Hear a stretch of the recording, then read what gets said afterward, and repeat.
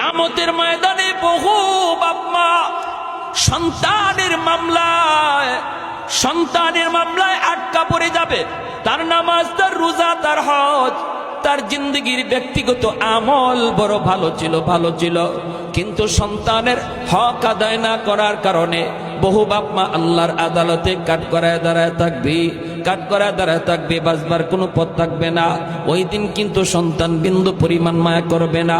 আল্লাহ বলবেন বান্দারে, নামাজ তোমার এক ওয়াক্ত কাজা হয়েছে, আমি আল্লাহ মাফ করে দিলাম।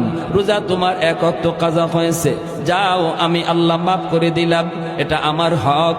কিন্তু সন্তানের হক তুমি নষ্ট করেছো, তারে আমি আল্লাহর পরিচয় শিখাও নাই, ইসলাম ধর্ম সম্পর্কে তারে জ্ঞান দাও নাই, না তারে মুসলমানই শিখাও নাই, যার জন্য আজকে সে জাহান্নামী।